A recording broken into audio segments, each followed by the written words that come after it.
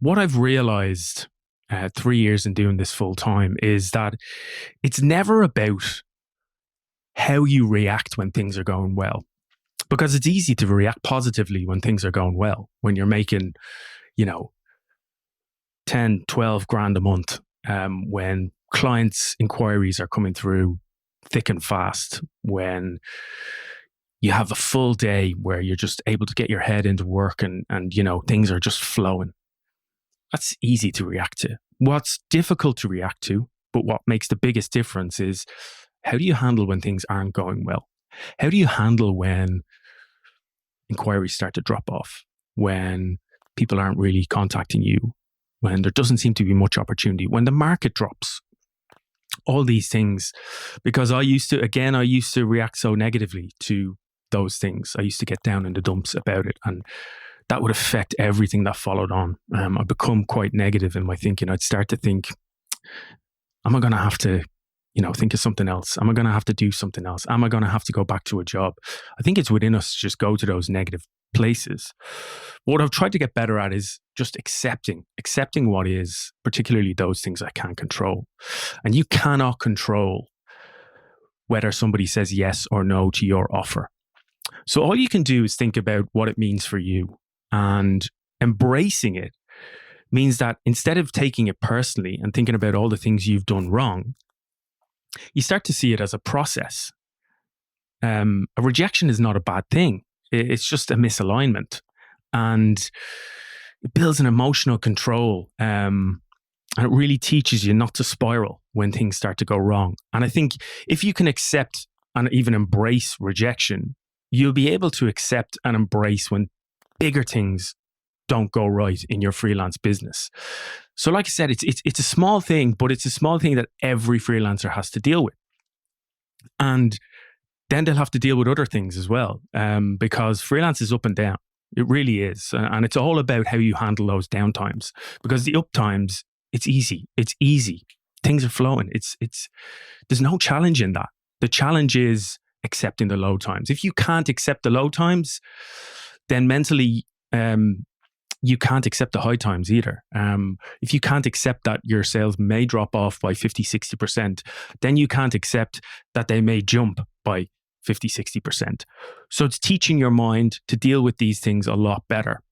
Once you can accept what is, you can start to move forward faster and calmer. And I think that's huge. Here's another big one. Rejection teaches you to take responsibility. And that's so big. I see freelancers all the time. When things don't go quite right for them, when they're struggling, they blame everything they can. It's the client's fault. The client screwed me over. It's Upwork's fault. They've changed the rules. They're now charging for connects. They're now making it harder for people to apply. There's too much AI profiles on there. It's the algorithm's fault. I can't get views for a client because the algorithm changed, or because YouTube has shadow banned me, or there's a drop in the market. You got to remember that taking responsibility gives you back power, and blaming takes it away. So start to think of every piece of rejection as feedback. And again, it goes back to what can I control here? So you take the feedback and make sure you stay calm. Don't react. Never, ever react. I've done it before, where you'd react to, even if the client is being unreasonable or the potential client is being unreasonable or rude, just to go, okay, it's a practice that you keep doing it over and over again. Keep being calm. And something really interesting happens. It changes neediness to confidence. So when you think about the person who can't accept rejection, blames everybody else, they're going to fear rejection. So what they're going to do when they propose to clients or when they speak to clients on call is they're going to be very needy. And that energy comes across really fast and really clear with a potential client. Do you want to hire the guy? Seems almost a little bit frantic and a little bit like he really needs this sale. He really wants the sale. And listen, wanting to work with somebody is a good thing, but there's a fine line. Compared to the person who's super calm, who sticks to their price, says what they believe, I think there's a confidence in that. I think now when I get on calls with clients, they sense that, I don't need this. So you should want to work with me as much as I want to work with you. It's an energy alignment. And like I say, I think it leads to a much calmer approach. If you're not needy, then you're not frantic, and you're not changing how you offer things and moving the goalposts, and you're operating from a really calm place of knowing, and the client connects with that. More importantly, the right client connects with it, because I found previously when I was just looking for the sale, I wanted more clients. I wanted to do more. So I'd operate from a place of a little bit of neediness, where I'd kind of bend to what they wanted. So it might be that they didn't want to pay a certain price, and I'd drop down to the price they wanted. Strangely, what would happen would be that I'd end up with a client whose energy just didn't align with mine.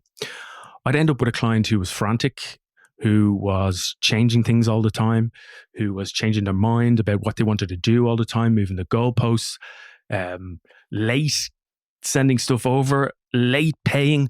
All those things are the clients I don't want.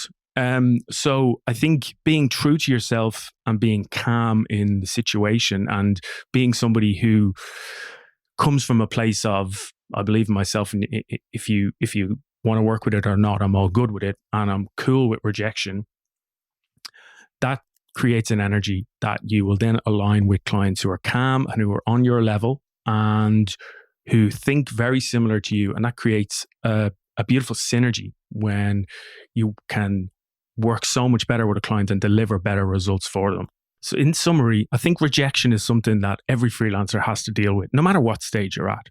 And you can either let it destroy you, or you can use it to your advantage. And this is how I've seen that if you look at it this way, if you look at it as a good thing, even something small like that client rejected me, they were probably completely wrong for me, I dodged a bullet. Even if you just start to tell yourself those things, it'll start to build your mindset muscle of being able to accept and being able to be really calm in these situations when things inevitably do dip down. I promise you this works, because I really did make this shift. And what happened was I started attracting better clients. Not that they were paying more, but they were just easier to deal with, that they were better at paying on time, that they were less erratic, that they were really calm, because that's what I was presenting in a call or on an email. And they gravitated towards it. It was magnetic. And with that, my day becomes easier. I'm able to work with these people so much easier. And they might not be the best paying clients, but they're the most profitable, because I take the work, they trust me, it's all calm. They might have a point here and a point there, but it's never over the top. It's never OCD, because I just don't portray that. And it's never needy from their part, because again, I don't portray that on calls. Try doing this, and it takes a lot of practice, where you just, gravitate towards or start to embrace no's and rejections, and just see how things change for you in terms of your mindset and in terms of your ability to deal with setbacks. And I think it will be a game changer.